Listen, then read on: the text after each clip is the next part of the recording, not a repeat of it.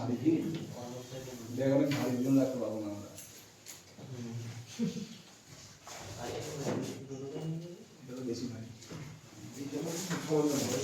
এটা লাগবে।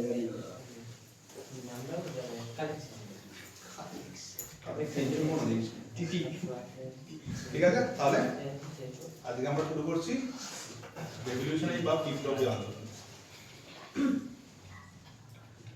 তাহলে বিপ্লবী আন্দোলন হচ্ছে আমাদের ভারতের জাতীয়তাবাদী আন্দোলনের একটা পার্ট, তাই তো?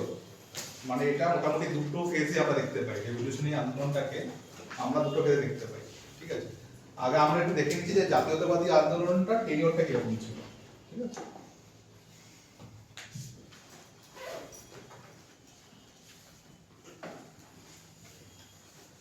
জাতীয়তাবাদী আন্দোলন শুরু হয়েছে কবে থেকে? হ্যাঁ, 1857 জাতীয়তাবাদী আন্দোলন শুরু হয়েছে।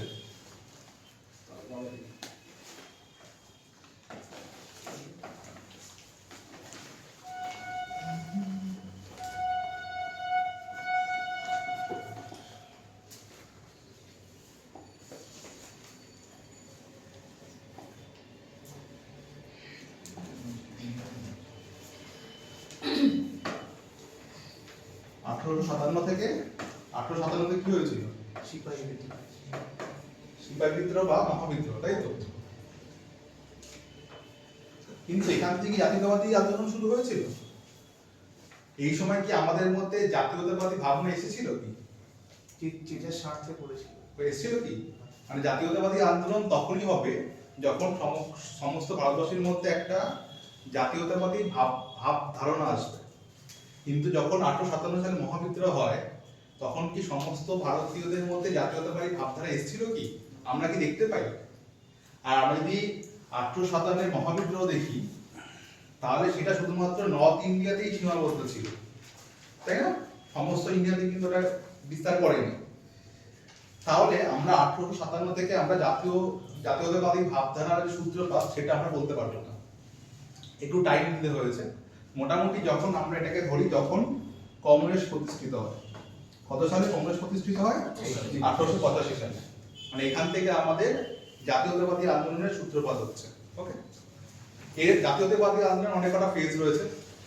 একটা হচ্ছে 1885 থেকে নিয়ে 1905। ওকে, তারপরে 1905 থেকে নিয়ে 1919, 1919 থেকে নিয়ে 1947। এতগুলো ভাগে আমাদের জাতীয়তাবাদী আন্দোলন বিভক্ত। ঠিক আছে, তাহলে 1885 থেকে আমরা জানি ইন্ডিয়ান ন্যাশনাল কংগ্রেস স্টাবলিশ হচ্ছে। কে করছে? Alan Octavian Hume. আর এর প্রথম সেশন কোথায় বসছে? বোম্বে। বম্বে। বম্বে কোথায়? কিন্তু হওয়ার কথা ছিল কোথায়? পুনেতে হয়নি কেন? প্লেগ হয়েছিল। আচ্ছা, তাহলে 1885 সাল থেকে নিয়ে 1905 সাল পর্যন্ত এই ফেজটাকে আমরা কি বলি? মডারেট বা নরমপন্থী। আমরা দেখে এসেছি না নরমপন্থী চরমপন্থী। তাহলে 1885 থেকে নিয়ে 1905 পর্যন্ত যে ফেজটা সেটাকে আমরা কি বলছি? নরমপন্থী। 1905 এ কি হচ্ছে? বেঙ্গল পার্টিশন হচ্ছে।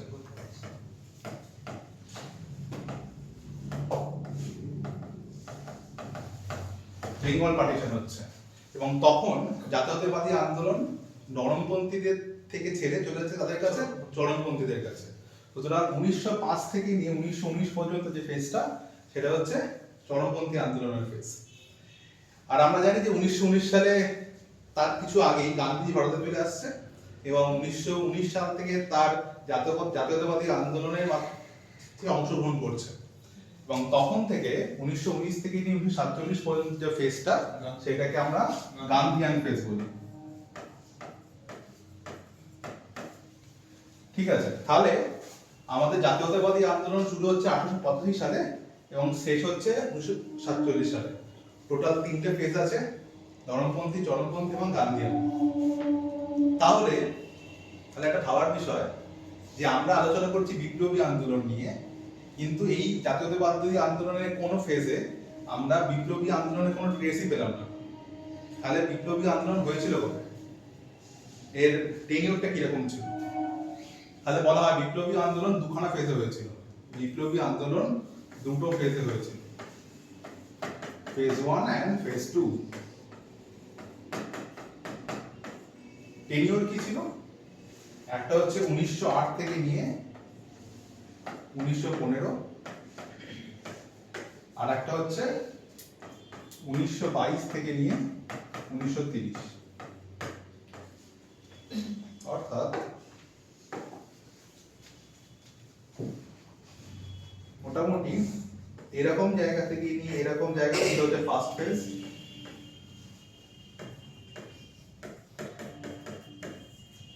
আর 1922 থেকে নিয়ে 1930 পর্যন্ত ছিল হচ্ছে সেকেন্ড ফেজ।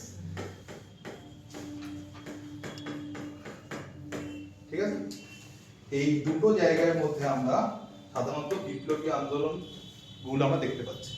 ঠিক আছে, তাহলে বোঝা গেল আমাদের জাতীয়তাবাদী আন্দোলন চারটে জিনিসকে কেন্দ্র করে গঠিত হয়েছে: নরমপন্থী, চরমপন্থী, গান্ধীয়ান আর বিপ্লবী আন্দোলন। এই চারটে জিনিসকে কেন্দ্র করে আমাদের বিপ্লবী জাতীয়তাবাদী আন্দোলন তৈরি হয়েছে, এবং এর মোটামুটি চারটে ফেজ আমরা দেখতে পাই 1885 থেকে নিয়ে 1947 পর্যন্ত। ঠিক আছে, এতটুকু বুঝতে পেরেছি, স্টেনিওটা বোঝা গেছে।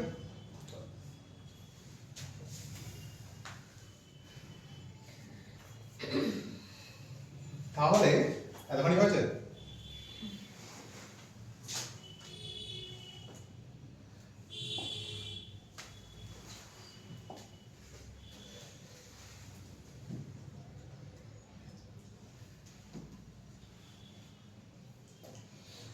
তাহলে এই যে আমরা টেনিওর বললাম, একটা 1908 থেকে শুরু করে 1915, আর 1922 থেকে শুরু করে 1930। তাহলে এরকম খেপে খেপে বিপ্লবী আন্দোলন কেন হয়েছে, বা এই টাইমেই বিপ্লবী আন্দোলন হওয়ার কারণ অন্য কোনো সময় কেন হয়?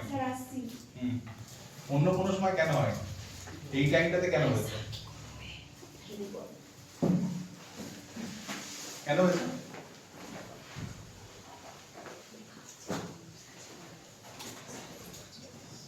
কেন হয়েছে?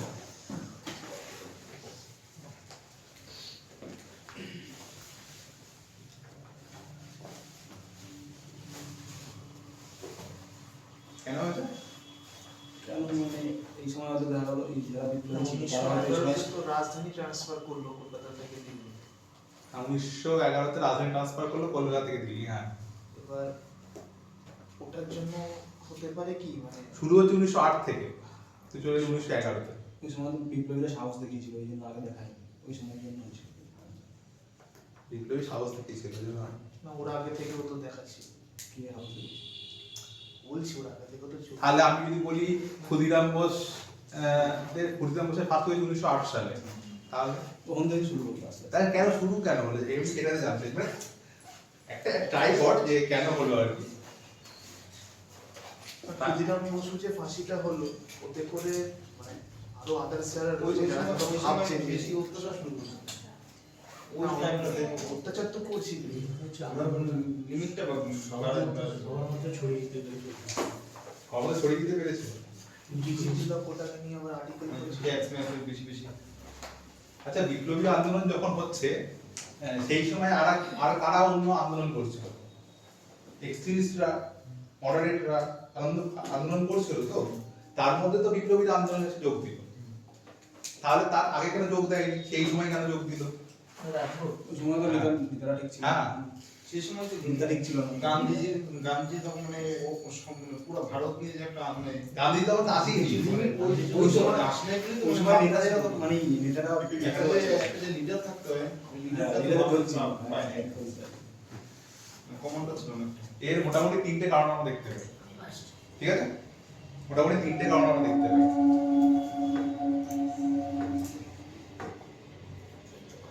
ঠিক আছে, তাহলে প্রথমে আমরা কে ছিল? নরমপন্থীরা ছিল। নরমপন্থীদের পলিসি কি গ্রহণ করেছিল? 3 পিস, তাই না? নরমপন্থীরা কি পলিসি নিয়েছিল? 3 পিস না? 3 পিস বলতে প্রোটেস্ট, পিটিশন এন্ড প্রে, তাই তো? তাই তো? Yes, sir. 3 পিসের পলিসি নিয়েছিল, কিন্তু এই 3 পিস যে তারা কনসেপ্টটা নিয়ে এগোচ্ছিল নরমপন্থীরা, তাতে কি তারা সাকসেসফুল হয়েছিল? তারা কি 1905-এর বঙ্গভঙ্গ রোধ করতে পেরেছিল? পারেনি। নরমপন্থীরা যে 3 পিসের পলিসি নিয়েছিল, তাতে কিন্তু তারা বঙ্গভঙ্গ রোধ করতে পারেনি। ঠিক আছে, এরপর তারা এলো মডারেটরা। তাহলে মডারেটরা কি পলিসি নিল? এক্সট্রিমিস্টরা এলো। তাহলে এক্সট্রিমিস্টরা কি পলিসি নিল? কি করতে হবে? লড়ে নিতে হবে। বয়কট করতে হবে। তারপর আমি বিদেশি পণ্য বয়কট করব, তাহলে গ্রহণ কি করব? দেশীয় পণ্য, অর্থাৎ স্বদেশী। বয়কট, স্বদেশী, আর কি প্যাসিভ রেজিস্ট্যান্স। ঠিক আছে, যেখানে নরমপন্থীরা পলিসি নিয়েছিল প্রে প্রোটেস্ট পিটিশন, সেখানে চরমপন্থীরা পলিসি নিচ্ছে হচ্ছে কি boycott, swadeshi and passive resistance. কিন্তু আলটিমেটলি নরমপন্থীরা 1905-এর বঙ্গভঙ্গকে রোধ করতে পারলো না। অন্যদিকে যখন 1905-এর পর যখন এক্সট্রিমিস্টরা আসলো, তখনও কিন্তু তারা এই যে বয়কট, স্বদেশী এবং প্যাসিভ রেজিস্ট্যান্সের মাধ্যমেও এই যে বঙ্গভঙ্গ যেটা হয়েছে সেটাকে রদও কিন্তু করতে পারেনি। যদি তাদের কাছে পাওয়ার থাকতো তাহলে 5-এ হয়েছে, 1906-তে গিয়ে বঙ্গভঙ্গ রোধ হয়ে যাবে, তাই তো? যাদের যদি ক্ষমতা থাকতো, কিন্তু আলটিমেটলি তো হলো না। হলো কবে? 1911-তে গিয়ে।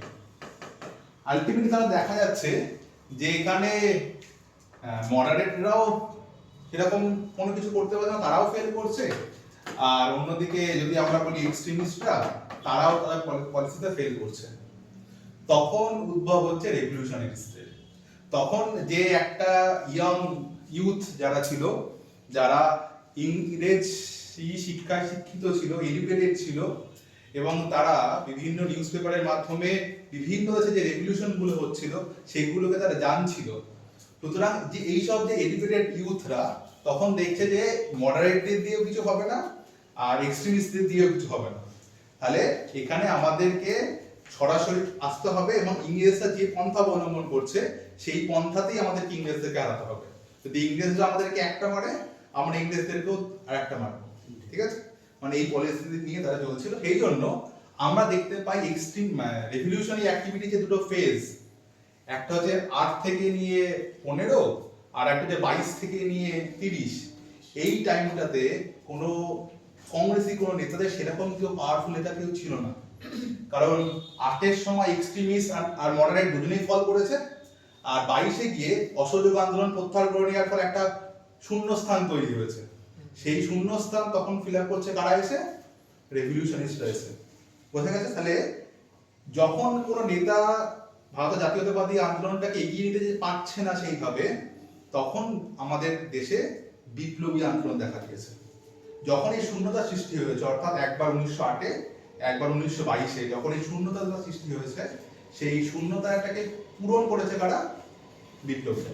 ঠিক আছে, তাহলে এই যে রেভলিউশনারিস্ট যে আইডিয়াটা, তাহলে সেই আইডিয়াটা এলো কোথা থেকে? আর সত্যিই কি এই বিপ্লবী আন্দোলনের মাধ্যমে ভারতবর্ষ স্বাধীন হতে পারবে?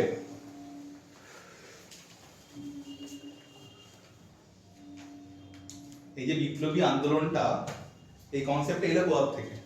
আর এই বিপ্লবী আন্দোলনই কি একমাত্র পথ যেটা আমাদের স্বাধীন ভারতকে স্বাধীন করবে? এগুলো দেখিস না, জাস্ট ওপরে কোশ্চেনটা, এগুলো দেখে কোনো লাভ নেই। তোদের কি মনে হয় এই যে রেভলিউশনারি অ্যাক্টিভিটিস যে আইডিয়াটা, এটা এলো কোথা থেকে? তারা এই কনসেপ্টটা জানলো কি করে যে এরকম কিছু হয়, এরকমের মাধ্যমে আমরা দেশকে স্বাধীন করতে পারি? আর এরকম যে অ্যাক্টিভিটি করে তারা ভারতকে স্বাধীন করতে পারবে? এরকম অ্যাক্টিভিটি করে স্বাধীন করতে পারবে না, এটুকুনি কি মনে হয়? আগেরটা বললাম। আরে পারবি না, ভুল বলবি, ঠিক আছে, পার্টিসিপেট করতে হবে। না, তুমি এইমাত্র বললে যে ইংরেজি শিক্ষায় শিক্ষিত হয়ে তারা ওখান থেকে আইডিয়াগুলো নিত। আচ্ছা, এবার ওখান থেকে আইডিয়াগুলো নেওয়ার ফলে কি হলো না, তারা বুঝতে পারলো যে এখানে যে ভুলগুলো হচ্ছে সেই ভুলগুলো আমরা করবো না, আমরা আমাদের মতো করে ভাববো যে এখানে একটা ব্যালেন্স থাকবে, যে ওদের মতো একদম হাত ফেলিয়ে ভিক্ষাও করবো না, আবার একদম ছুরি নিয়ে দৌড়াবো, মানে ব্যাপারটা এরকম। আচ্ছা, আর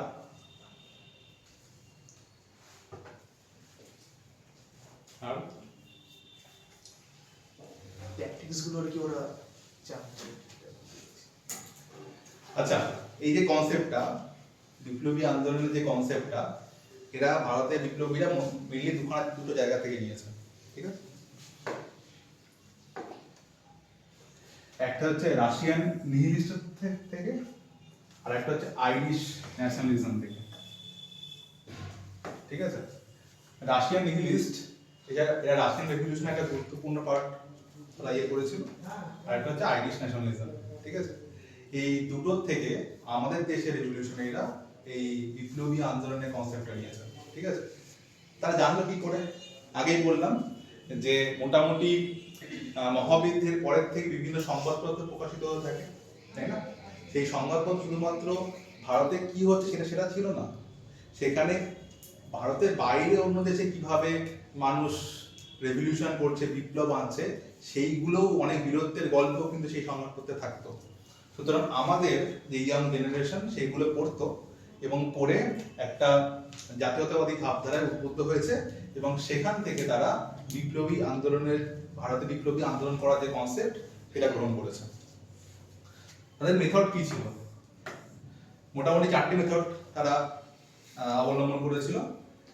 একটা হচ্ছে হিরোইক ইন্ডিভিজুয়াল অ্যাক্ট, অর্থাৎ ধর কোনো একটা ম্যাজিস্ট্রেট আমাদের কোনো একটা বন্ধুকে দণ্ডিত করলে, তাকে জেলে পাঠিয়ে দিল, ঠিক আছে? এবার আমি হচ্ছে বিপ্লবী, আমি ওটাকে বদলে নেওয়ার জন্য সেই ম্যাজিস্ট্রেটকে মেরে দিলাম, ঠিক আছে? এটা হচ্ছে হিরোইক ইন্ডিভিজুয়াল অ্যাক্টস, ঠিক আছে? তারপর হচ্ছে অ্যাসাসিনেশন অফ আনপপুলার অফিসিয়ালস, মানে এই সমস্ত অফিসিয়ালরা ছিল যারা যারা ভারতবর্ষদের খুব অত্যাচার করতো, যেমন কিংসফোর্ড, ঠিক আছে? এই সমস্ত বিভিন্ন অফিসিয়ালসদের অ্যাসাসিনেট অর্থাৎ মেরে ফেলা, ঠিক আছে? সিক্রেট সোসাইটি অর্থাৎ গুপ্ত সমিতি তৈরি করা, যেমন অভিনব ভারত, যেমন অনুশীলন সমিতি, ঠিক আছে? এই সমস্ত সোসাইটি, সিক্রেট সোসাইটি তৈরি করা এবং সেখান থেকে অপারেট করা, ঠিক আছে? আর একটা হচ্ছে পলিটিক্যাল লবিজ, বিভিন্ন ট্রেন লুট করা, জমিদার বাড়ি লুট করা, ঠিক আছে? এবার এইসব কিছু করতে গেলে তো টাকার দরকার। এই যে heroic individual acts, assassination, secret society, এই সমস্ত কিছু করতে গেলে তো একটা টাকার দরকার আছে, বন্দুক কিনতে হবে, অ্যামিনিশন কিনতে হবে, বোম তৈরি করতে হবে, এই জন্য টাকার প্রয়োজন, তাই না? এটা আমরা আসবে কোথা থেকে? এই জন্য তারা কি করতো? পলিটিক্যাল রবারি করতো, ঠিক আছে? বিভিন্ন জমিদার বাড়িতে লুট করছে, বিভিন্ন ট্রেন লুট করছে, ঠিক আছে? সেটাকে তারা কি বলতো? স্বদেশী ডাকাতি, ঠিক আছে? এটাকে তারা কি বলছে? যে স্বদেশের জন্য তারা ডাকাতি করছে, এটাকে বলতে কি যে পলিটিক্যাল রবারিজ গুলো করতো তারা, সেটাকে তারা বলতো যে স্বদেশী ডাকাতি, ঠিক আছে? এবং তারা বলতো যে এই যে আমরা লুটপাট করছি এটা আমরা লোন হিসেবে নিচ্ছি, যখন আমাদের দেশ স্বাধীন হবে তখন এই যার যার কাছে টাকা আমরা নিয়েছি সেগুলো আমার ফেরত দিয়ে দেওয়া হবে, ঠিক আছে? ঠিক আছে, এই 4টে মেথড অবলম্বন করতো কারা? কারা? বিপ্লবী, ঠিক আছে? আনপপুলার পপুলারই তো হবে যদি অত্যাচার করে। আমরা যদি অত্যাচার করি তাহলে কি পপুলার? মানে পপুলার বলতে কি বোঝাচ্ছে? মানে সে খুব, মানে এটা কুখ্যাত, কুখ্যাত, মানে এত সে ভারতীয়দের প্রতি অত্যাচার করতো, সে কুখ্যাত হয়ে গেছে, তাকে কেউ পছন্দই করছে না, সেই জন্য আনপপুলার, ঠিক আছে? মানে ধর এখানে একটা কোন একটা ধর কেউ এলাকা থেকে তোলাবাজি করে, তাহলে এখানকার মানুষদের চোখে কি সে কি ভালো লোক না খারাপ লোক? তাহলে খারাপ লোক হলে কি হবে? পপুলার হবে না আনপপুলার হবে? আনপপুলার হবে, তাহলে ঠিক আছে? তাহলে এই সব মেথডের মাধ্যমে কি হবে? এই যা কিছু করছে, এই যে হিরোইক ইন্ডিভিজুয়াল অ্যাক্ট, ইংরেজ অফিসারকে গুলি করে দিচ্ছে, হত্যা করছে, ঠিক আছে? পার্লামেন্টে বোম ছুড়ে মারছে, এই সমস্ত, এই তারপরে হচ্ছে আনপপুলার ম্যাজিস্ট্রেটকে হত্যা করে হারিজকে বোম মারছে, আমাদের ভাইসরয় অফ ইন্ডিয়াকে বোম মারছে, ঠিক আছে? তারপরে ওদিকে এএমপি জ্যাকসনকে গুলি করে হত্যা করছে, ঠিক আছে? সিক্রেট সোসাইটি, অনুশীলন সমিতি বল, তারপরে অভিনব ভারত বল, মিত্র মেলা বল, ঠিক আছে? যুগান্তর বল, এই সমস্ত অনুশীলন সমিতি বিভিন্ন জায়গায় কার্যকলাপ করছে যাতে ব্রিটিশদের যে সমস্ত জিনিসগুলো আছে সেগুলোকে ক্ষতি করা যায়, ঠিক আছে? পলিটিক্যাল লবিং করছে, ব্রিটিশদের কাছ থেকে বন্দুক ফন্দুক ছেড়ে নিজে টাকা খেয়ে নিচ্ছে, ব্রিটিশদের যারা ভালো জমিদার ছিল, পছন্দের জমিদার, তাদের বাড়ি থেকে ডাকাতি করছে। এইসবের মাধ্যমে কি প্রমাণ করতে চাইছে তারা?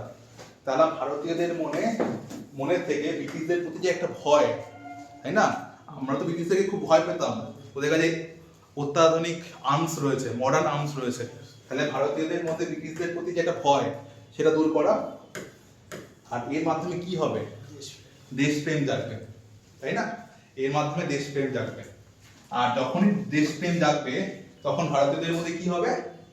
জাতীয়তাবাদী বোধ গড়ে উঠবে, অর্থাৎ ন্যাশনালিজমের চিন্তা ভাবনা আমাদের মনে আসবে। আর ন্যাশনালিজমের চিন্তা ভাবনা যখনই আমাদের মনে আসবে তখন কি হবে? ভারত স্বাধীন হবে। ঠিক আছে, বোঝা গেল? তাহলে বিপ্লবীরা যে আন্দোলন কনসেপ্টটা সেটা নিয়েছি রাশিয়ান নিহিলিস্ট এবং আইরিশ ন্যাশনালিজম থেকে।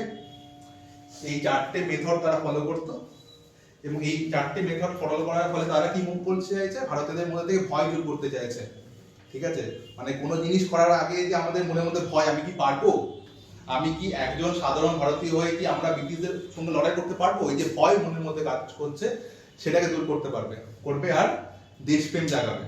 আমি যদি ব্রিটিশদের সঙ্গে লড়াই করি তাহলে আমি তো দেশের জন্য কাজ করছি। হ্যাঁ বলছি তোমাদের ছাত্রদের, মানে আমি ছাত্রদের বলছি, যারা তোমরা সাইকেল এনেছো, সাইকেলগুলো এই সাইডে থেকে একটা জায়গা আছে, ওই সাইডে গাড়ি বেরোয়, ওই যেখানে রেখেছিল সবাই ওখানে গাড়ি বেরোয়, মানে বড় গাড়ি বেরোতে পারছে না আজকে। যাই হোক, সাইকেলটা তোমরা ওই দেওয়ালে রাখবে, এই দেওয়ালে রাখবে, আমার এই গলিতে ঢোকাবে। এখন সরিয়ে দেবে। ওরা বাইকটা নিয়ে বেরিয়ে যাচ্ছে, গাড়িটা নিয়ে বেরোতো বলছিল এসে, আমি থাক ঠিক আছে আজকে দিন আমি বলে দিলাম। হ্যাঁ ঠিক আছে, তাহলে ঠিক আছে। তাহলে দেশপ্রেম জাগবে, আর দেশপ্রেম জাগলে কি হবে? আমাদের মধ্যে জাতীয়তাবাদী বা ন্যাশনালিজমের একটা চিন্তা ভাবনা আসবে, তাই না? এবং যদি সমস্ত ভারতবাসী 30 কোটি ভারতবাসীর মধ্যে যদি দেশপ্রেম জেগে যায়, তাহলে কি আমরা ওই অলাভ ছিল তখন তাদেরকে কি আমরা আটকাতে পারবো না? আটকাতে পারবো। যদি আটকাতে পারে তাহলে কি ভারত স্বাধীন হবে? ঠিক আছে, তাহলে এই মেথড নিয়ে বিপ্লবীরা ভারতবর্ষ আন্দোলন তৈরি করেছে। ঠিক আছে, বোঝা গেছে যে কিভাবে রেভলিউশনারি আন্দোলন ভারতের সৃষ্টি হলো, কোন কোন ফেজে হলো, কিভাবে হলো, তাদের মেথড কি ছিল এবং এই মেথডের মাধ্যমে তারা কি করতে চাইছিল। ক্লিয়ার? কারো কোনো কোশ্চেন?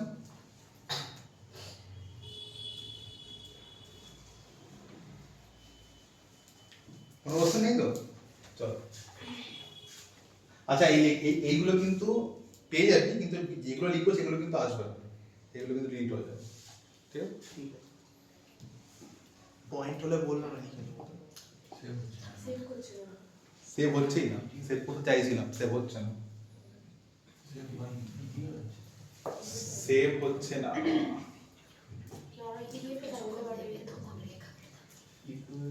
হ্যাঁ ভাই এডিটটা করে নিতে হবে, এইগুলোকে তো কাটতে হয় বসে বসে। যাই হোক, আচ্ছা, এই যে রিভলিউশনারি যে অ্যাক্টিভিটি ভারতে হয়েছিল মোটামুটি 3 জায়গাতে কেন্দ্র করে হয়েছিল। একটা মহারাষ্ট্র, সেকেন্ড বেঙ্গল, দেন পাঞ্জাব। ঠিক আছে, এই 3টে জায়গায় এর এপি সেন্টার ছিল।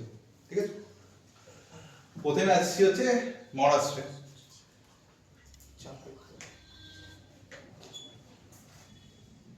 মহারাষ্ট্র, বেঙ্গল, পাঞ্জাব।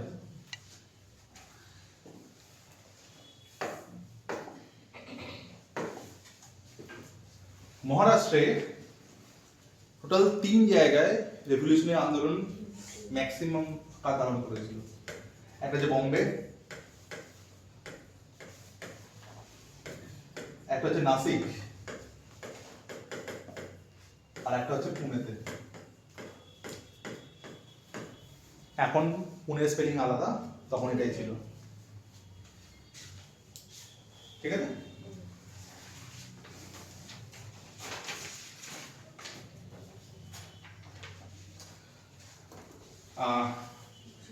মহারাষ্ট্রে যে রেভলিউশনারি আন্দোলন হয়েছিল এবং যারা করেছিলেন এই আন্দোলনটা, তারা মেইনলি ছিলেন কারা? চিৎপ্রাবণ ব্রাহ্মণসরা। মহারাষ্ট্রে যে রেভলিউশনারি আন্দোলন হয়েছিল সেগুলো মেইনলি করেছিল কারা? চিৎপাবন ব্রাহ্মণরা। এই নামটা কি শোনা শোনা লাগছে? নামটা শুনিনি আমরা কোথাও? কেউ শুনিসনি? চিৎপাবন ব্রাহ্মণ কেউ শুনিসনি? মারাঠা পেশোয়া বালাজি বিশ্বনাথ ছিল, কোন বংশ ছিল ভুলে গেছিস? ঠিক আছে, তাহলে মহারাষ্ট্রে যারা যারা এই আন্দোলনের সাথে যুক্ত ছিল তারা মেইনলি কারা ছিল?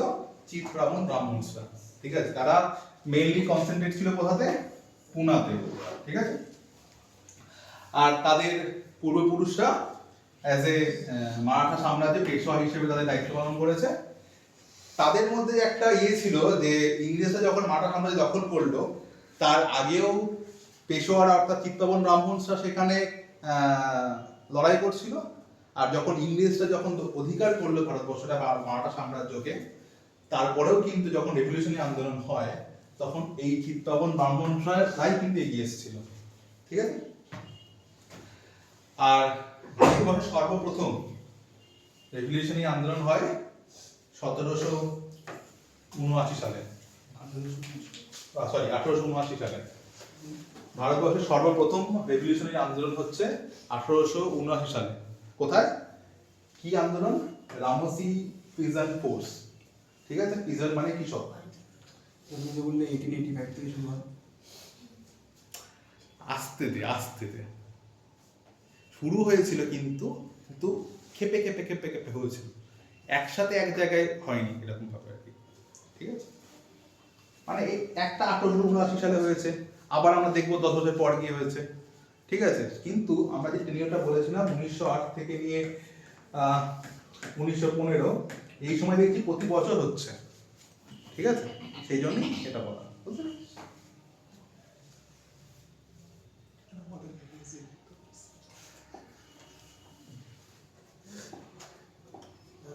এখানে আবার রবার নেই, ইরেজার নেই মোছার। কোথায় ব্রাশ? ক্লিন আর ওই মোড়ে দেখো তো। ক্লিন করে ক্লিন হয়েছে। মোড় দেখো। শুরু হয়ে যাবে। ফাইন্ডার ইনসার্ট শেয়ার ছিল তো ছিল তো আগে দিন ইউজ করছিল তো। পিন্ডে যেমন না, ওটা white। ওখানে ব্রাশের ওখানে ক্লিক করো। ওটা হোয়াইট বোর্ড ছিল সম্ভবত। ব্রাশের ওখানে আরেকবার ক্লিক করে দেখো। নেই এখানে নেই, এটা তো হাইলাইট করছে।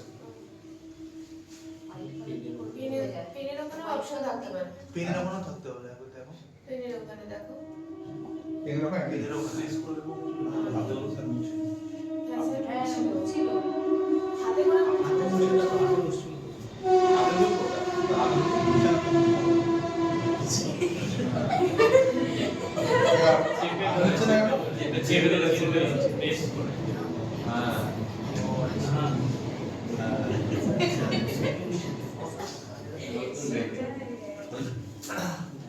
ঠিক আছে, চল এগুলো কিনে দিবি কিন্তু এগুলো রাখতে যাস না আবার।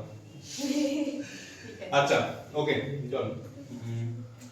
আচ্ছা, তাহলে প্রথম মহারাষ্ট্রে বা ভারতবর্ষের প্রথম বিপ্লবী আন্দোলন হচ্ছে কবে?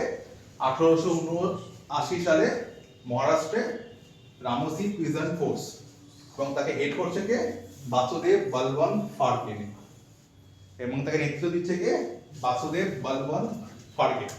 এবং সে কি করছে যে অনেক কটা কৃষকদের একত্রিত করছে এবং ইংরেজদের বিরুদ্ধে লড়াই করার চেষ্টা করছে, কিন্তু তার কাছে অত রিসোর্স ছিল না। স্বভাবতই ইংরেজরা খুব তাড়াতাড়ি একে দমন করে দিচ্ছে এবং বাসুদেব বলবন্ত ফাড়কে এডেন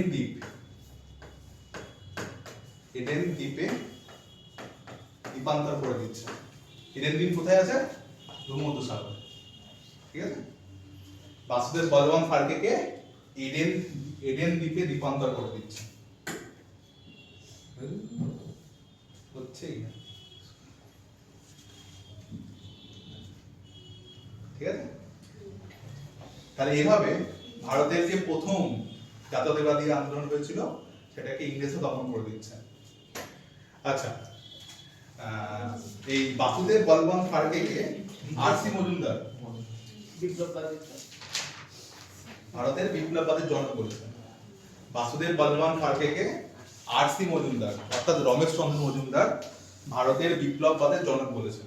ঠিক আছে, নেক্সট আন্দোলন কবে হয় বলতে পারবি? আবার একটু বললে পয়েন্ট যেটা বললে বাসুদেব বলবন্ত ফাড়কেকে আর.সি. আরসি মজুমদার মজুমদার ভারতের বিপ্লববাদের জনক বলেছেন। অর্থাৎ তিনি যেহেতু বিপ্লব শুরু করেছিলেন সেই জন্য আর.সি. মজুমদার বাসুদেব বলবন্ত ফাড়কেকে ভারতের বিপ্লববাদের জনক বলেছেন।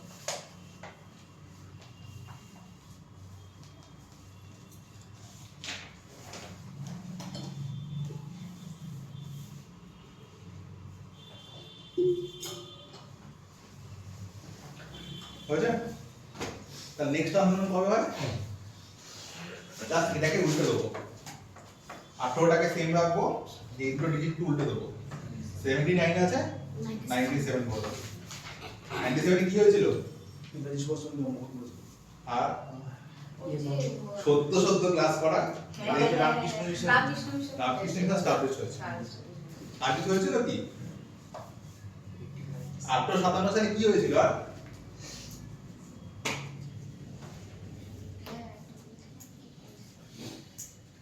গান্ধী আন্দোলন গান্ধী তখন আসেনি ভারতে। আন্দোলন নীতি বাইরে আন্দোলন বাইরে কোথায়? South Africa.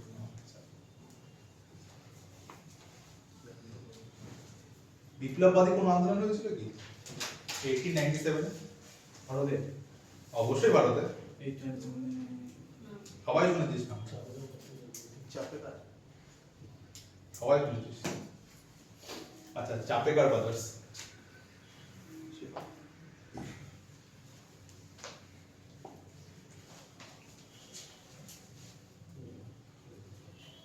এটা মহারাষ্ট্রের মধ্যেই তো চলছে।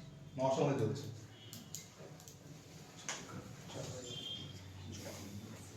চেঞ্জ হলে আমি বলে দেবো।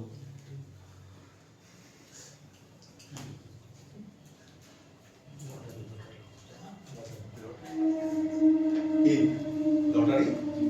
লেগে গেছে তো বই আছে। আচ্ছা, চাপেকার ব্রাদার্স। চাপেকার ব্রাদার্স কি করেছিল? ওই সন্ডার্সকে মেরেছে সন্ডার্সকে সন্ডার্স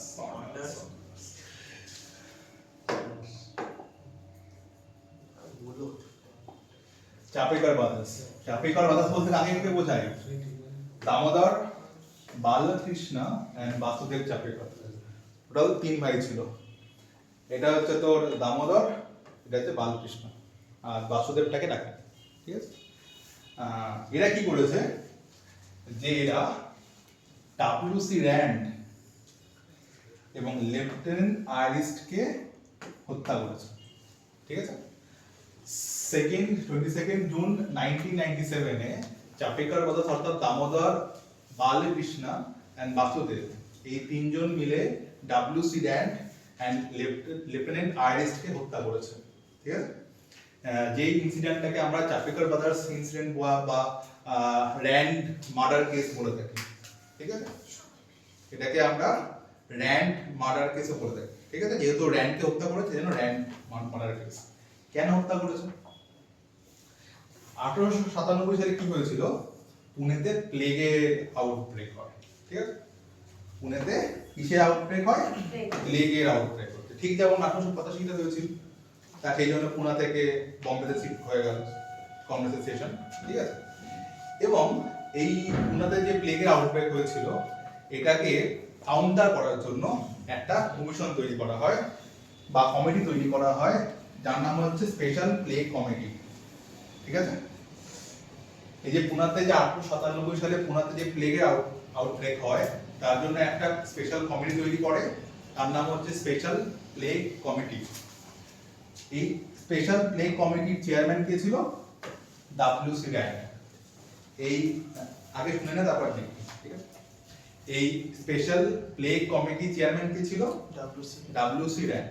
ঠিক আছে, এবং এই প্লেগটাকে পুনাতে যাতে না ছড়ায় তার জন্য সে কি করেছে? সে প্রত্যেকটা ঘরে ঘরে যাচ্ছে, গিয়ে সমস্ত কিছু সার্চ করছে, যদি সেখানে যদি কেউ প্লেগের কোনো রোগী থাকে তাহলে সেখান থেকে তুলছে, তাকে কোয়ারেন্টাইন করে দিচ্ছে, সবাইকে আলাদা করে দিচ্ছে, মানে গ্রাম থেকে দূরে সরিয়ে দিচ্ছে।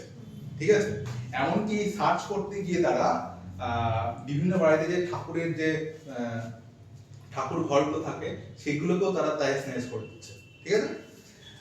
আর তখনকার দিনে বুঝতে পারছি যে আমরা সাধারণত 5 বছর আগে করোনা হলো, তখনও আমাদের কোয়ারেন্টিন শব্দটার সাথে আমরা পরিচিতি হয়েছে।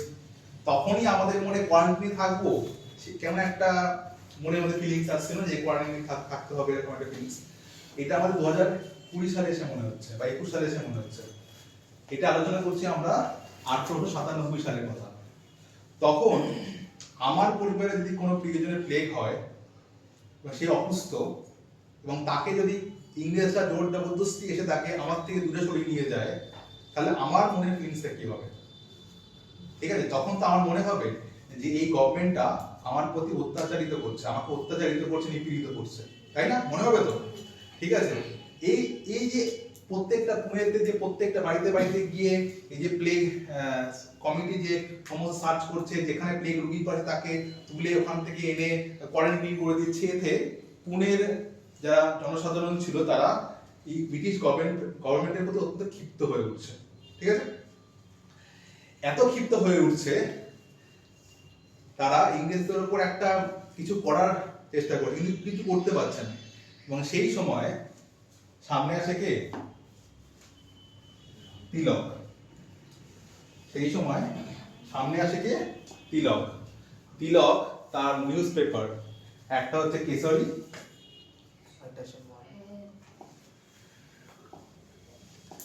একটা হচ্ছে কেশরী, আর একটা হচ্ছে মারাঠা, ঠিক আছে। এই দুটো নিউজ পেপারে এই যে স্পেশাল প্লেগ কমিটি যে অত্যাচারিত করছিল পুনের জনগণের উপর, সেটা সে পেপারে লিখতে শুরু করে যে কিভাবে ব্রিটিশ গভর্নমেন্ট পুনের জনসাধারণের উপর অত্যাচারিত করছে। সে কি লিখছে? Plague is more merciful to us than human প্রোটোটাইপস now ragging in the city, ঠিক আছে। মানে প্লেগের থেকেও আরো ক্ষতিকারক এমন কিছু বস্তু এটা পুনের রাস্তায় চলাফেরা করছে বা পুনের রাস্তাকে অধিকার করে নিয়েছে। আর সে আর একটা কথা বলছে, গীতাকে কোট করছে, মানে ভগবত গীতাকে কোট করছে, ঠিক আছে। সে কোট করে বলছে, no blame could be attached to anyone who kill an operation without any thought of reward. তুমি যদি যে আমাদের উপর নিপীড়িত করে তাকে যদি তুমি হত্যা করো, তাহলে তোমার কোনো আর কি পাপ বা কিছু লাগবে না, মানে সেই গীতাকে কোট করে বলছে। এই যে এই যে তিলক কেশরী এবং মারাঠাতে এই যে কথাগুলো বলছে, যে মানুষকে উত্তেজিত করছে, মানুষকে কি বলবো ন্যাশনালিজমের জন্য প্রভাবিত করছে একটা, এর ফলে কি হচ্ছে, এই চাপেকর ব্রাদার্স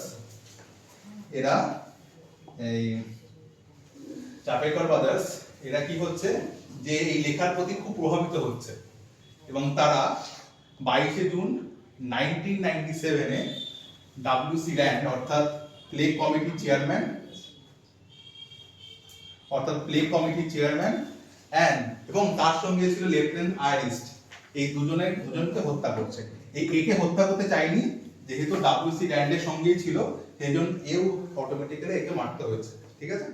মানে বালগঙ্গাধর তিলক এমন ভাবে তার পত্রিকাতে লিখছে যে চাপেকর ব্রাদার্স এমন ভাবে উদ্বুদ্ধ হচ্ছে, তারা 22 জুন 1897 এ এসে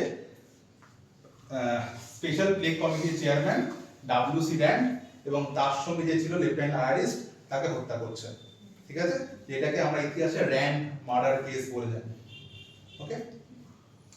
এবং এর ফলে কি হচ্ছে, চাপেকর ব্রাদার্স তিনজনেই পুলিশের হাতে অ্যারেস্ট হচ্ছে এবং তাকে ফাঁসিতে হ্যান্ড করে দেওয়া হচ্ছে, মানে ফাঁসি কাটে তুলে দেওয়া হচ্ছে, ঠিক আছে।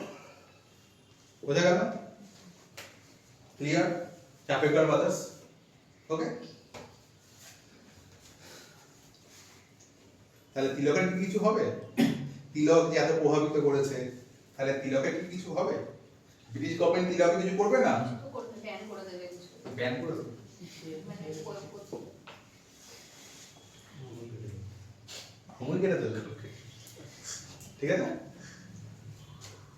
তাহলে আমি এক কথায় বলি, চাপেকর ব্রাদার্সের কেসটা কি, যে 1897 সালে পুনাতে প্লেগের আউটব্রেক হয়, তার জন্য স্পেশাল প্লেগ কমিটি তৈরি হয়, যার চেয়ারম্যান ছিল WC র্যান্ড। সে খুব অত্যাচারিত করছিল পুনের জনসাধারণের ওপর, সেই বিষয়ে তিলক তার পত্রিকা কেশরী এবং মারাঠাতে লেখালেখি শুরু করে, যেটা পড়ে উদ্বুদ্ধ হয়ে এই তিন ভাই মিলে ডাব্লিউসি র্যান্ড এবং লেফটেন্যান্ট আরএসকে হত্যা করছে। এবং তার পরবর্তীকালে এই তিন ভাই পুলিশের হাতে ধরা পড়ছে এবং তাদেরকে ফাঁসি দিয়ে দেওয়া হচ্ছে।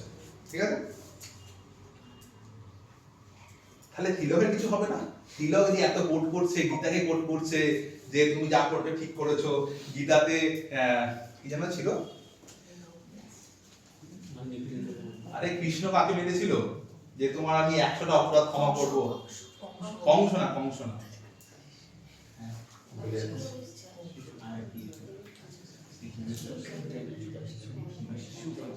মহাভারতে ছিল আরে হ্যাঁ মহাভারতে হয়েছিল শিশুপাল। ঠিক আছে, ওটাকে কোট করেছে যে যেরকম ভাবে কৃষ্ণ শিশুপালকে হত্যা করেছিল তার এত অপরাধের জন্য, সেরকম ভাবে ব্রিটিশরা তো আমাদের উপর অত্যাচারিত করে একটা অপরাধ করছে, তাহলে তুমি তাদেরকে হত্যা করো, তাহলে তোমার কোনো পাপ লাগবে না। ঠিক আছে, তাহলে এরকম কোট লিখছে কোথায়? তিলক তার কোন নিউজ পেপারে? কেশরী ও মারাঠা। কেশরী আর মারাঠা কোন ল্যাঙ্গুয়েজে পাবলিশ হয়? বাংলা।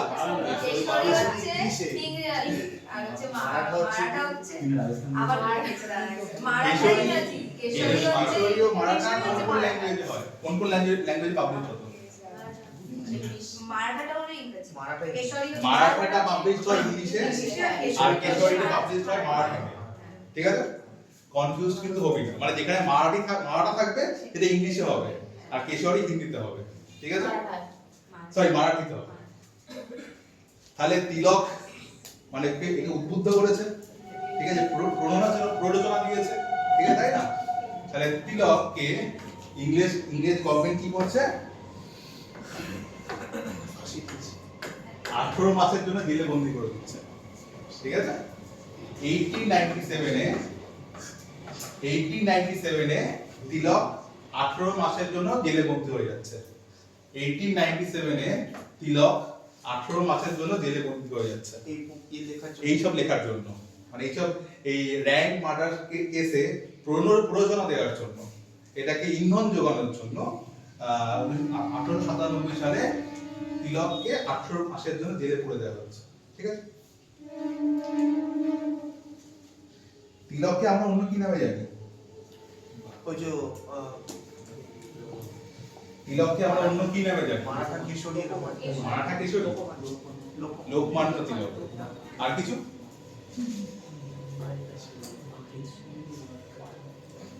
আর তার লেখা একটি বইয়ের নাম গীতা প্রেস।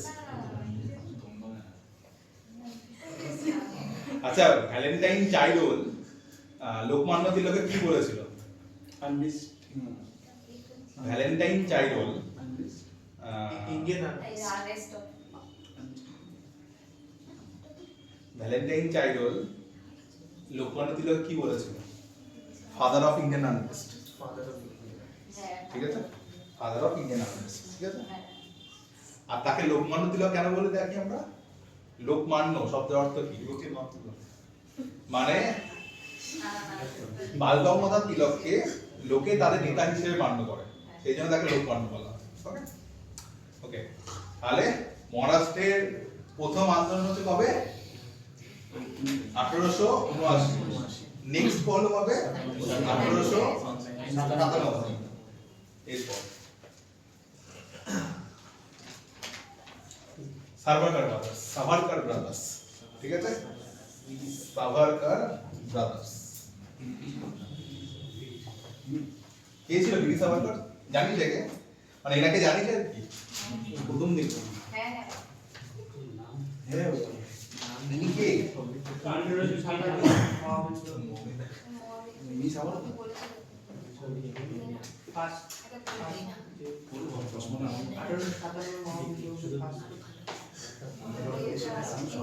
বীর সাভারকার কি আমরা জানি?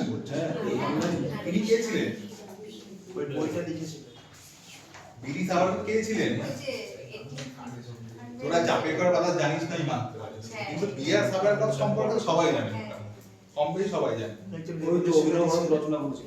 রচনা করেছিল, আর রচনা বাজে রচনা করেছে। আমি কি ইয়ে লিখতে পারছি অভিনব কি কাকে বলে?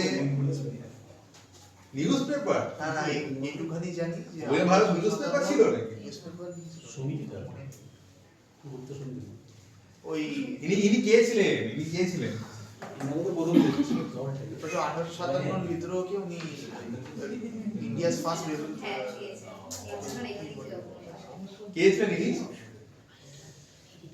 এনাকে তো প্রথম লিখেছিল। কে রে মঙ্গজ? কে ছিল? কে প্রফেসর? কি প্রফেসর?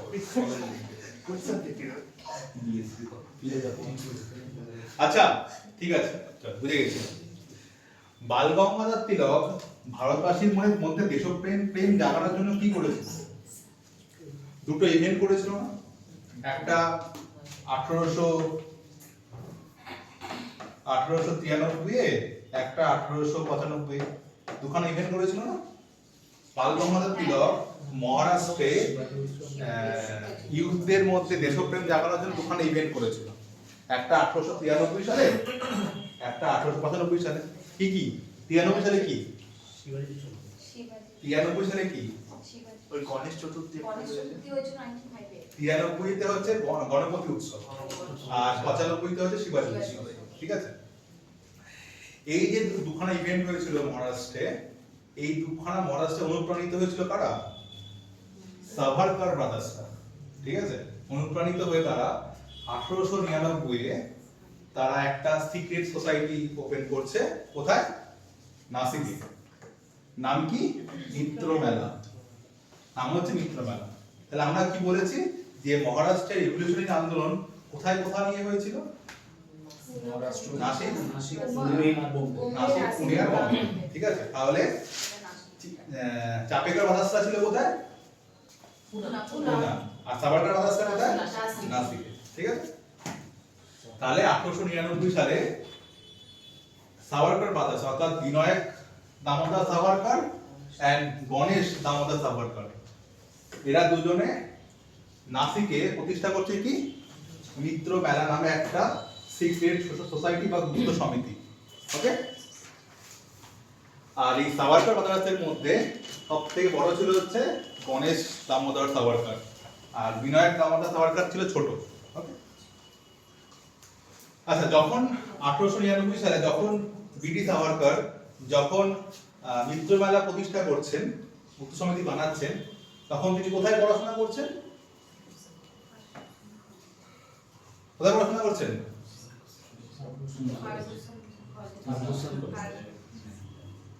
Ferguson college. এটা কোথায় অবস্থিত? এই কলেজটা কে তৈরি করেছিল? খুব ইম্পর্টেন্ট। ফার্গাসন কলেজ, এই কলেজটা কে তৈরি করেছিল? Very very important. Fergusson college পুনেতে কে এস্টাবলিশ করেছিল? কে? কি বলছিস? লকি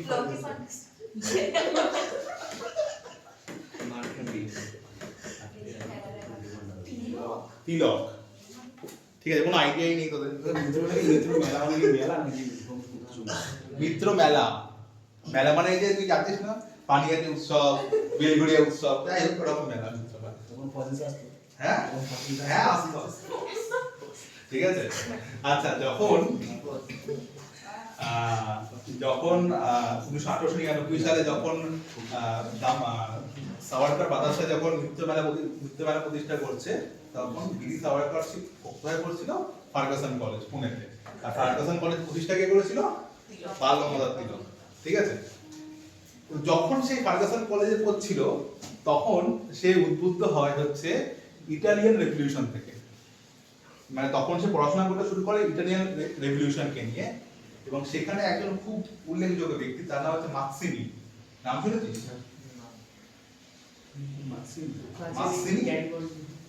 মাক্সিমি নাম শুনেছিস তোরা?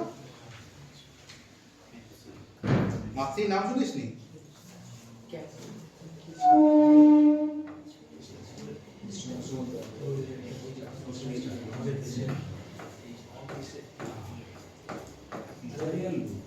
মাতসিনি নাম শুনিস নি? কে ছিল মাতসিনি? মাতসিনি কে ছিল? মাতসিনি ছিল হচ্ছে ইটালিয়ান রেভলিউশনের একজন রেভলিউশনারি, ঠিক আছে? সে কি প্রতিষ্ঠা করেছিল? এবার জান, এবার তোরা হ্যাঁ ঠিক। সে প্রতিষ্ঠা করেছিল কি? Young Italy. নাম শুনেছিস? ঠিক আছে। প্রথম 1904 সালে যখন মোটামুটি যখন বিডি সাভারকার যখন কলেজে পড়ছে তখন তিনি ইটালিয়ান রেভলিউশন সম্পর্কে জানছেন, এবং ইটালিয়ান রেভলিউশনে একজন উল্লেখযোগ্য রেভলিউশনারি হচ্ছে মাতসিনি। তিনি কি প্রতিষ্ঠা করেছিলেন? তিনি ইয়ং ইটালি প্রতিষ্ঠা করেছিলেন।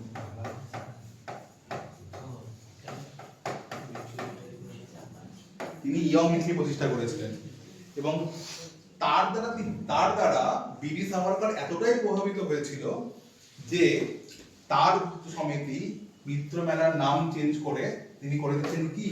অভিনব ভারত। অভিনব কথার অর্থ কি? নিউ বা ইয়ং বা নতুন, অর্থাৎ ইয়ং ইন্ডিয়া। ঠিক আছে? সুতরাং এটা করছে কবে? 1904 সালে এসে, অর্থাৎ 1899 সালে সে মিত্র মেলা প্রতিষ্ঠা করছে। কিন্তু যখন সে কলেজে পড়ছে তখন সে ইটালিয়ান রেভলিউশনের উপর এতটা আকৃষ্ট হচ্ছে এবং বিশেষ করে মাতসিনির উপর, সে তখন তার সিক্রেট সোসাইটির নাম ইয়াং ইটালির অনুকরণে করে দিচ্ছে অভিনব ভারত। সুতরাং মিত্র মেলা 1904 এসে চেঞ্জ হয়ে যাচ্ছে কি? অভিনব ভারতে এসে। ঠিক আছে?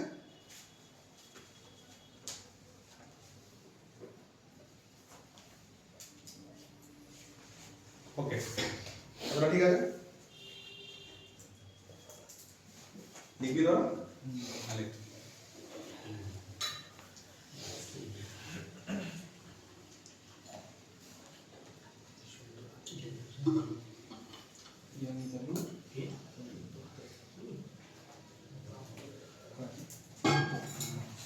হলো আপনার ক্লিয়ার?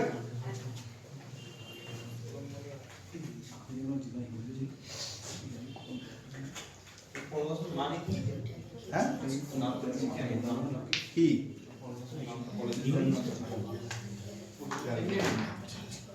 নিজেকে পড়তে হবে, নিজেকে পড়তে হবে। নামার নিচে নাম চলে গেছে। ছয়টা, হ্যাঁ।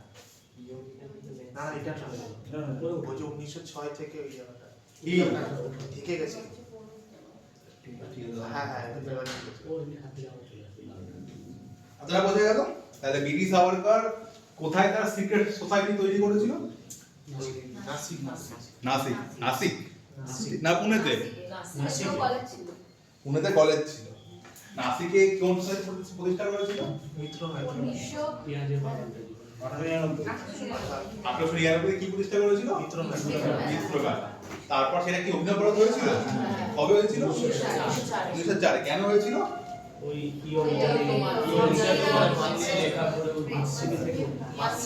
মাতসিনি। এটাকে যদি যখন ইংলিশে গুগলে সার্চ করবি, কি সার্চ করবি বলতো? মাতসিনি সার্চ করলে কিন্তু আসবে না, মাজনি সার্চ করতে হয়। মাজনি, মজনি, ঠিক আছে? যদি গুগলে মাতসিনি সার্চ করিস আসবে না, সার্চ করতে হয় মাজনি। ঠিক আছে? তাহলে 1904 সালে মাজনির ইয়ং ইটালি অনুকরণে সে কি বললো? তার নাম চেঞ্জ করে অভিনব অভিনব ভারত। ঠিক আছে? বিডি সাভারকার 1906 তে সে গ্র্যাজুয়েট হয়ে যাচ্ছে। কোথা থেকে? ফার্গুসন কলেজ, পুনে থেকে। সে 1906 সালে সে গ্র্যাজুয়েট হয়ে যাচ্ছে এবং সে চলে যাচ্ছে কোথায়? লন্ডনে। চলে যাচ্ছে লন্ডন। ইয়েস, রাদার আমরা বলতে পারি তাকে নিয়ে যাওয়া হচ্ছে লন্ডনে। ঠিক আছে? তাকে প্রায় 1000 টাকা স্কলারশিপ দেওয়া হচ্ছে এবং দিয়ে তাকে নিয়ে যাওয়া হচ্ছে কোথায়? লন্ডনে। ঠিক আছে?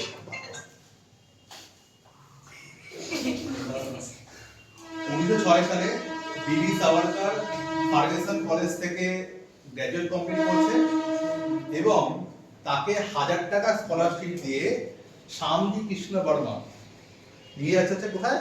লন্ডনে। এবং সে লন্ডনে থাকছে কোথায়? ইন্ডিয়া হাউসে। সে লন্ডনে থাকছে কোথায়? ইন্ডিয়া হাউস নামে একটা জায়গায়। India house. ঠিক আছে, কি পড়তে যাচ্ছে ব্রিটিশ সরকার? কি পড়তে যাচ্ছে? ল পড়তে যাচ্ছে। ঠিক আছে, মানে যদি ধর কোন একটা কাউকে কিছু বলেনি কি সঙ্গে যুক্ত ছিলেন, তো সাপোজ দিল যে সৌরভ কার সাথে যুক্ত ছিল, সাপোজ। ঠিক আছে, মানে মডার্ন হিস্ট্রিতে। তো যদি কিছু মনে না থাকে, যদি সেখানে ল বলে কোনো অপশন থাকে, লয়ার বা ব্যারিস্টার যদি কোনো অপশন থাকে, তাহলে সেটাই ঠিক করবে। ঠিক আছে, ম্যাক্সিমাম ক্ষেত্রে তারা লয়ার না ব্যারিস্টার, লয়ারই ছিল বলতে গেলে। ঠিক আছে, ওকে। তাহলে 1906 সালে বিডি সাভারকর ফার্গুসন কলেজ থেকে গ্র্যাজুয়েট হচ্ছে এবং তাকে 1000 টাকা স্কলারশিপ দিয়ে শ্যামজি কৃষ্ণ বর্মা নিয়ে চলে যাচ্ছে কোথায়? লন্ডনে। এবং সেখানে গিয়ে ছিল কোথায়? ইন্ডিয়া হাউসে। ঠিক আছে, আচ্ছা এটাকে এটাই কি লন্ডন বলে না ইংল্যান্ড বলে না ইউকে বলে? ইউকে। তাহলে এই তিনটার ডিফারেন্স কি? কোনটার মধ্যে ডিফারেন্স? লন্ডন, ইউকে আর ইংল্যান্ড, এই তিনটার মধ্যে ডিফারেন্স। ইউকের মধ্যে একটা লন্ডন একটা দেশ, সরি আর এই ইংল্যান্ড একটা দেশ, ইংল্যান্ডের মধ্যে লন্ডন একটা রাজধানী, ক্যাপিটাল। হ্যাঁ? ক্যাপিটাল।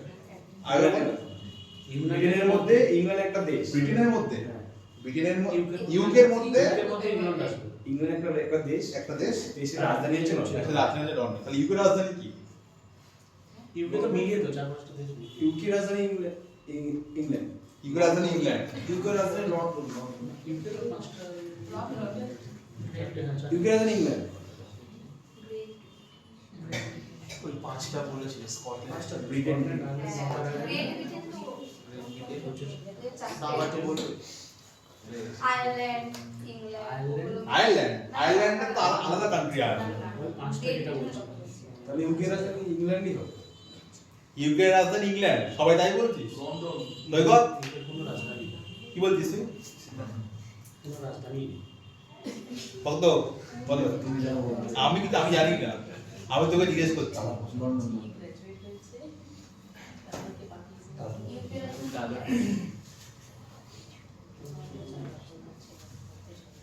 আচ্ছা এই যে রেভলিউশনারি না, এটা খুব কিন্তু কনফিউজিং।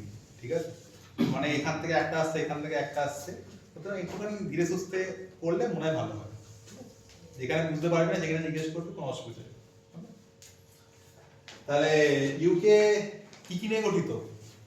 ইউনাইটেড কিংডম, কথার মধ্যেই রয়েছে কি ইউনাইটেড কিংডম, মানে অনেক কটা কিংডম নিয়ে গঠিত, তাই না? অনেক কটা কিংডম নিয়ে গঠিত। তাহলে কি কি কিংডম নিয়ে গঠিত? মোটামুটি 4টে কিংডম নিয়ে গঠিত। 4টে কিংডম নিয়ে গঠিত। কি কি বলতো?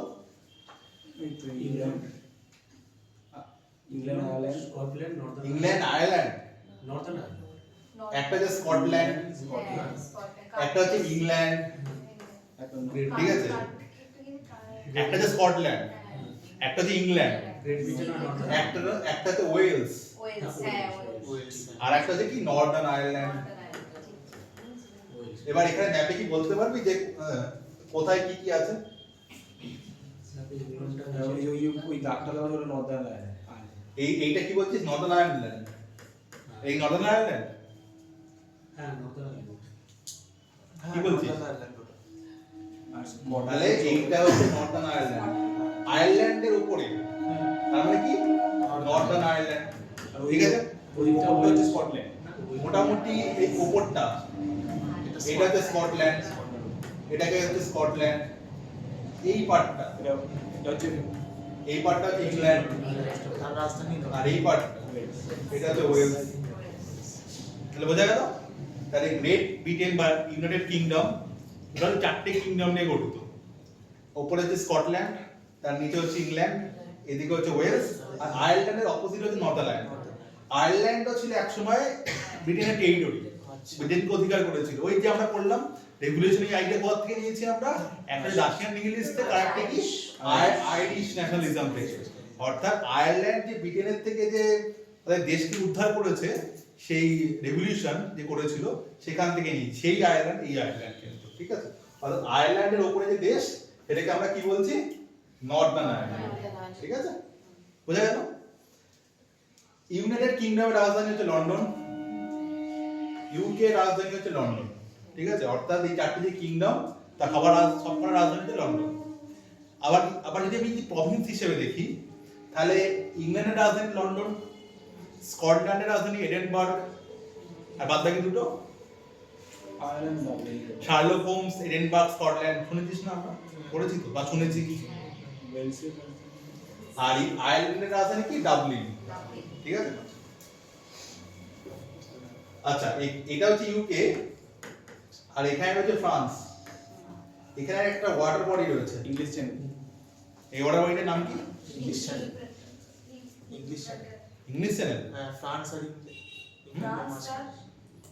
এখানে ফ্রান্স আর এখানে ইউকে, এই মাঝে থেকে আলাদা করেছে যে ওয়াটার বডিটা, ইংলিশ চ্যানেল সেই ওয়াটার বডিটাকে নাম কি বলে?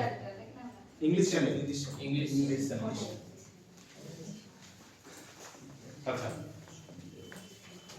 তাহলে আমরা দেখছি 1906 সালে ব্রিটিশ সরকারকে শ্যামজি কৃষ্ণ বর্মা ল পড়ানোর জন্য তাকে লন্ডন নিয়ে যাচ্ছে, এবং সে লন্ডনে গিয়ে কোথায় ছিল? ইন্ডিয়া হাউসে।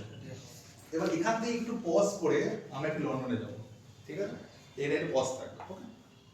ইমেজিন করব ইয়েস, ইমেজিন করো। শ্যামজি কৃষ্ণ বর্মা, ওকে?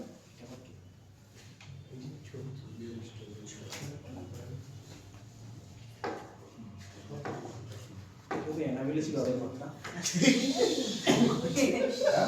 এনাবেলে 22 তে ছিল এটা। এনাবেলে ছিল এই কথা শ্যামজি কৃষ্ণ বর্মা, মানে ইনি হচ্ছেন কে? শ্যামজি কৃষ্ণ বর্মা, ঠিক আছে? ইনি ফেব্রুয়ারি 1905-এ লন্ডনে একটা সোসাইটি তৈরি করছে বা সিক্রেট সোসাইটি তৈরি করছে, যার নাম হচ্ছে ইন্ডিয়া হোম রুল সোসাইটি, ঠিক আছে? ফেব্রুয়ারি 1905-এ। ওটা একটু পজ দিয়ে আমরা এখানে আসছি, এটাকে তোরা নোট হিসেবে লিখতে পারিস, ঠিক আছে? জায়গা ফাঁকা দেওয়ার কোনো দরকার নেই, জাস্ট নোট হিসেবে লিখে নিবি। শ্যামজি কৃষ্ণ বর্মা ফেব্রুয়ারি 1905-এ লন্ডনে এস্টাবলিশ করতে হচ্ছে ইন্ডিয়া হোম রুল সোসাইটি, যাকে আমরা অন্য কি নামে জানি? ইন্ডিয়া হাউস বলে।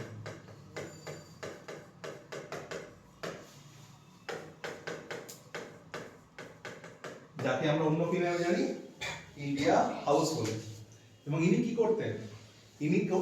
ইনি ভারতবর্ষে যে সমস্ত ইয়াং ইউথ রয়েছে, ঠিক আছে, যারা খুব ট্যালেন্টেড, তাদেরকে স্কলারশিপ দিতেন আর লন্ডনে নিয়ে আসতেন, আর রাখতেন কোথায়?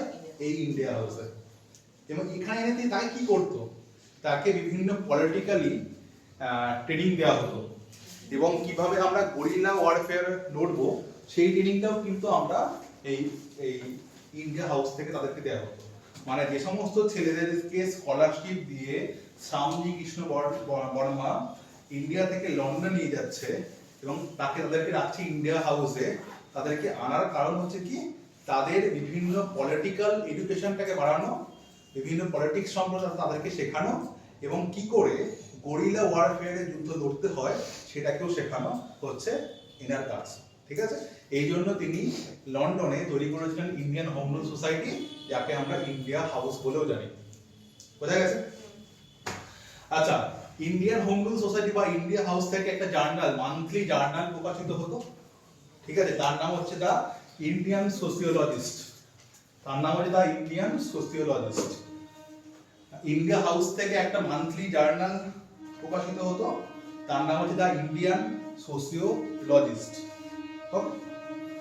আর এটা হচ্ছে লন্ডনের ইন্ডিয়া হাউস, এটা হচ্ছে লন্ডনের ইন্ডিয়া হাউসের বর্তমান ছবি।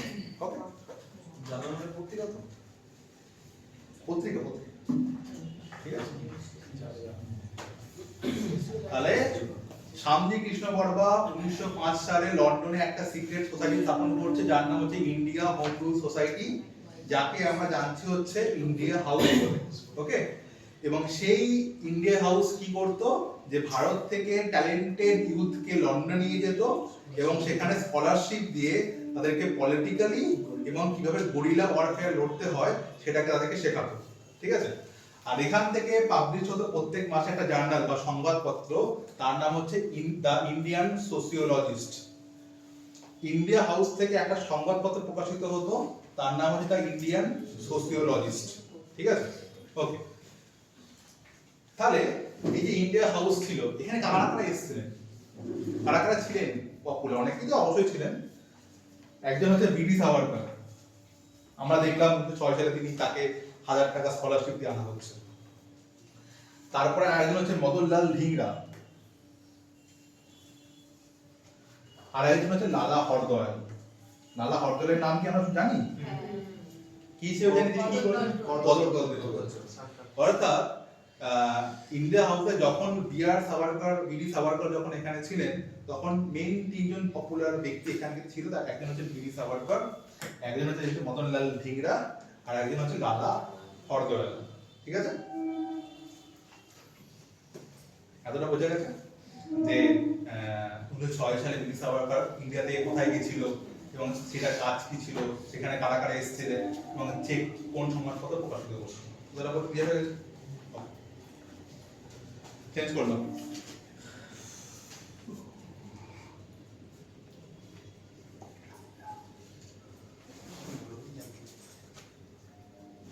এখনই কি অবস্থা রয়েছে বাড়িটা? বই তো এখনো কি এখানে সরকারি কোনো কাজ আছে?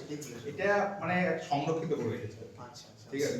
মানে এখানে হেরিটেজ করে রেখেছে। এখানে তুই যাস, এখানে দেখে একটা ব্লু বোর্ড লেখা আছে, এখানে লেখা আছে Indian Patriot BD Savarkar live here, আচ্ছা। ঠিক আছে? ইউটিউবে সার্চ করি বা গুগল ম্যাপে সার্চ করলে দেখতে পাবি।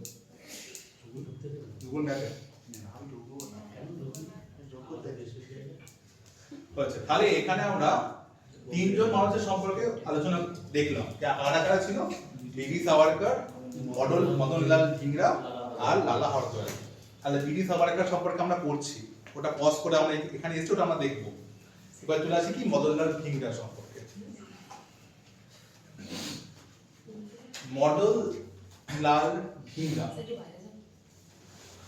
মদনলাল ধিংরা যে কিনা ছিল কি একজন ইন্ডিয়া হাউসের একজন সদস্য। সে ওখানে কি করানো হতো, যে পলিটিক্যাল এবং গরিলা ওয়ারফেয়ার ওখানে শেখানো হতো। অর্থাৎ কিভাবে আমার মধ্যে ন্যাশনালিজমের উদ্ভব হবে, কিভাবে আমি অন্যকে জাতীয়তাবাদী ভাবধারা উদ্বুদ্ধ করব, সেইগুলো শেখানো হতো কোথায়? India house. তার মানে মদনলাল ধিংরাও অনেকটা, তাদের অনেকটা দেশপ্রেম এসেছিল, অনেকটা একটা জোশ এসেছিল সেই জন্য কিছু করার, ঠিক আছে? এই জন্য তিনি কি করছেন, 1 জুলাই 1909 এ মদনলাল ধিংরা কি করছে, কর্নেল উইলিয়াম কার্জন উইলিকে হত্যা করে দিচ্ছে। সেজন্য 1 জুলাই 1909 এ মদনলাল ধিংরা কি করছে, লন্ডনে অবস্থিত কর্নেল উইলিয়াম কার্জন উইলিকে হত্যা করে দিচ্ছে। এবং তারই ফলস্বরূপ 17 আগস্ট 1909 তে তাকে ফাঁসিতে ঝুলিয়ে দেওয়া হচ্ছে। এবং তারই এই হত্যা করার জন্য 17 আগস্ট 1909 তে মদনলাল ধিংরাকে ফাঁসি কাটে ঝুলিয়ে দেওয়া হচ্ছে। ওকে, তাহলে আমরা দেখেছি যে মোটামুটি ইন্ডিয়া হাউসের মেন পপুলার 4 জন ছিল, শ্যামজি কৃষ্ণ বর্মা, বিডি সাভারকার, মদনলাল ধিংরা আর লালা হরদয়াল। তাহলে মদনলাল ধিংরা 1909 তে 17 আগস্ট তাকে ফাঁসি কাটে ঝুলিয়ে দেওয়া হচ্ছে, অর্থাৎ তিনি ওখানে তাদের চ্যাপ্টারটা ক্লোজ হচ্ছে, ঠিক আছে? তাহলে আরো 3 জন পড়ে রয়েছে, তাই না? বিডি সাভারকার চলে আসছে ইন্ডিয়াতে। কেন আসছে আমরা দেখব। শ্যামজি কৃষ্ণ বর্মা পালিয়ে চলে যাচ্ছে প্যারিসে। শ্যামজি কৃষ্ণ বর্মা পালিয়ে চলে যাচ্ছে প্যারিসে। আর লালা হরদয়াল কোথায় যাচ্ছে পালিয়ে? ইউএসএ তে। এবং পরবর্তীকালে সেখানে গিয়ে তিনি গদর পার্টি প্রতিষ্ঠা করছেন, তাই না? 1913 আসছে, ওটা পরে আসছে, লালা হরদয়াল আবার আসবে, ঠিক আছে? তাহলে মোটামুটি যদি আমরা দেখি, তাহলে 1705-6 সাল নাগাদ বিডি সাভারকার চলে যাচ্ছে লন্ডনে। সেখানে থাকছে ইন্ডিয়া হাউসে, যেটা প্রতিষ্ঠা করেছিল শ্যামজি কৃষ্ণ বর্মা। এখানে আরো অন্যান্য সদস্য ছিল কি বিডি সাভারকার ছাড়াও মদনলাল ধিংরা এবং লালা হরদয়াল।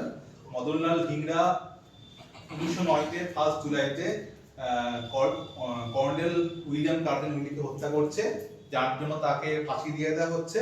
এবং যখন এই ইন্ডিয়া হাউসের অন্যান্য সদস্যকে ধরপাকড় করা শুরু হলো, তখন বীর সাভারকর চলে আসছে ইন্ডিয়াতে, শামজি কৃষ্ণরা চলে যাচ্ছে প্যারিসে, আর লালা হরদয়াল চলে যাচ্ছে ইউএসএতে। এটা মারার কারণ কি ছিল? মারার কারণটা কি ছিল? মারার কারণ কি ছিল? দেখে দেখতে হবে মারার কারণ এরই কেন মারলো সেটাই ঠিক আছে, ঠিক আছে। তাহলে আর লালা হরদয়াল চলে যাচ্ছে কোথায়? ইউএসএতে, ঠিক আছে। এবং এর ফলে যেহেতু ইন্ডিয়া হাউসের যে মেন পপুলার মানুষজন ছিল তারা প্রত্যেকে এক একটা জায়গায় চলে যাচ্ছে, এর ফলে মোটামুটি 1909 আস্তে আস্তে ইন্ডিয়া হাউস বন্ধ হয়ে যাচ্ছে, ঠিক আছে। 1909 আস্তে আস্তে মোটামুটি ইন্ডিয়া হাউস, লন্ডনের ইন্ডিয়া হাউস মোটামুটি বন্ধ হয়ে যাচ্ছে, ঠিক আছে। মানে এখানে লন্ডনের ইন্ডিয়া হাউস চ্যাপ্টারটা মোটামুটি কমপ্লিট। ওকে,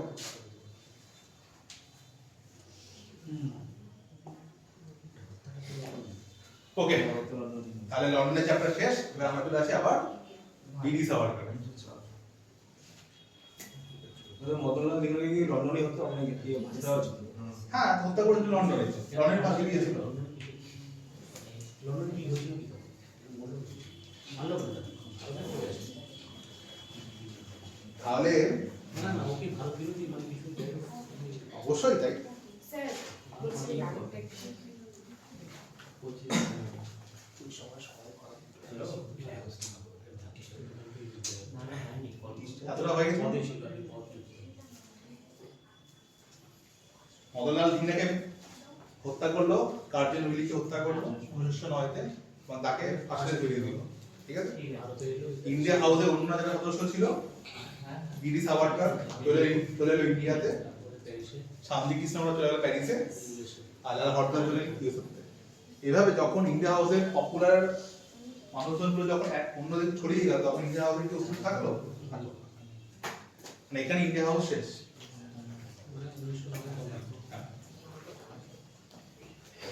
আরো আছে, দরকার নেই।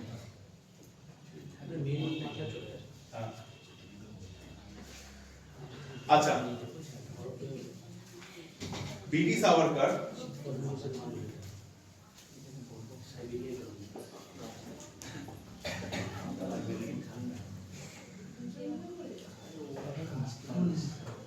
ওকে চল। বীর সাভারকর যখন ইন্ডিয়াতে লন্ডনে ছিল, তখন সে একটা সোসাইটি তৈরি করেছিল, ফ্রি ইন্ডিয়া সোসাইটি বলে। বীর সাভারকর যখন লন্ডনে ছিল, তখন সে একটা সোসাইটি তৈরি করেছিল, তার নাম হচ্ছে ফ্রি ইন্ডিয়া সোসাইটি। বীর সাভারকর যখন লন্ডনে ছিল, আর তো হাই উঠছে রে।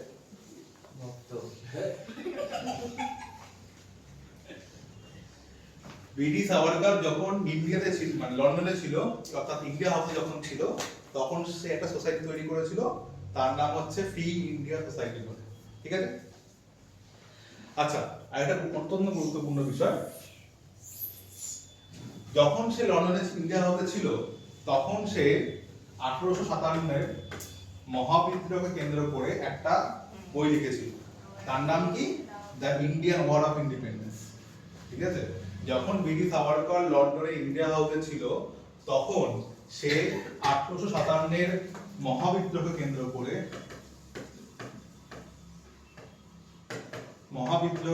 করে একটা বুক পাবলিশ করেছিল। সেই বইয়ের নাম হচ্ছে কি? The Indian war of independence 1857। Indian war of independence 1857, okay. এবং এখানে তিনি 1857-এর মহাবিদ্রোহকে ফার্স্ট ওয়ার অফ ইন্ডিপেন্ডেন্স বলেছেন, এবং এই বইতে তিনি 1857 সালের মহাবিদ্রোহকে ফার্স্ট ওয়ার অফ ইন্ডিপেন্ডেন্স বলেছেন।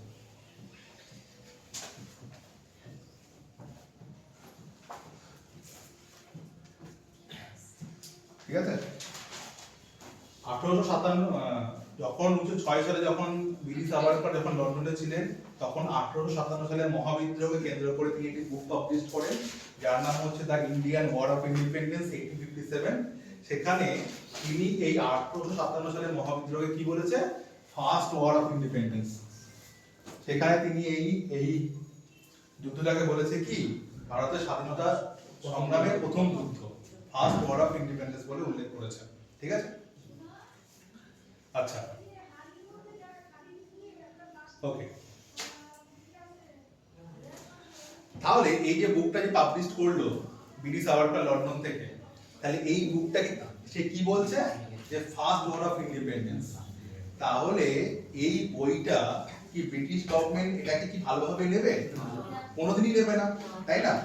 মানে আমি একজন গভর্নমেন্টকে ডাইরেক্ট অ্যাটাক করছি, সেটা কি কোনোভাবে কেউ কোনো গভর্নমেন্ট মেনে নেয়? কোনোভাবে মেনে নেবে না। সেই জন্য এই বইটাকে ব্রিটিশ গভর্নমেন্ট তাদের সমস্ত প্রভিন্স থেকে ব্যান করে দেবে। সেই জন্য এই বইটাকে ব্রিটিশ গভর্নমেন্ট তাদের সমস্ত প্রভিন্স, মানে পৃথিবীতে যত তাদের প্রভিন্স ছিল, শুধুমাত্র একটা ইন্ডিয়া তাদের প্রভিন্স না, আরো অন্য জায়গায় ব্রিটিশ ক্যাপিটাল করেছিল, সমস্ত প্রভিন্স থেকে, ব্রিটিশ প্রভিন্স থেকে এই বইটাকে ব্যান করে দিচ্ছে। কিন্তু যতই আমরা ব্যান করি, স্মাগল তো হয়। বিহারে মদ ব্যান আছে, তাই বলে ওখানে কেউ খায় না, স্মাগল করে খাচ্ছে। ঠিক আছে, কি হচ্ছে কি ঠিক আছে। তাহলে ঠিক সেরকম ভাবে যদি কোনো গভর্নমেন্ট কোনো কিছু ব্যান, একটা জিনিস দেখবি, খেয়াল করবি, যখন গভর্নমেন্ট কোনো জিনিসকে ব্যান করে না, তখন সেই জিনিসটার প্রতি লোকের আগ্রহ আরো বেশি বেড়ে যায়, তাই না? সুতরাং একটা কৌতূহল মনে জাগে যে কেন এই জিনিসটাকে ব্যান করলে, এর মধ্যে কি আছে এমন যাতে ইন্ডিয়া গভর্নমেন্ট, ব্রিটিশ গভর্নমেন্ট এই বইটাকে ব্যান করে দিচ্ছে। সেই জন্য তারা এই বইটাকে স্মাগল করতে শুরু করে, এবং স্মাগল করতে শুরু করে এবং এইটা ইন্ডিয়াতে আসে। এবং এই বইটা পড়ে তখনকার ভারতের যুব সমাজ প্রচন্ড পরিমাণে একটা, তাদের মধ্যে একটা দেশপ্রেম জেগে ওঠে। ঠিক আছে, একটা দেশপ্রেম জেগে ওঠে এই গ্রন্থটা পড়ে। ঠিক আছে, সুতরাং আমরা এখন যে বলি না 1857 সালের মহাবিদ্রোহ বা সিপাই মিউটনি বা ইন্ডিয়ান ওয়ার অফ ইন্ডিপেন্ডেন্স, যখন ব্রিটিশ সাভারকর এটাকে ইন্ডিয়ান ওয়ার অফ ইন্ডিপেন্ডেন্স বলেছে, তারপর থেকেই আমরা 1857 সালে মহাবিদ্রোহকে অন্য কি নামে ডাকি? The Indian war of independence বলে। ঠিক আছে, হয়ে যাবে না? একটু কি পজ দিলে হবে? ঠিক আছে, যা।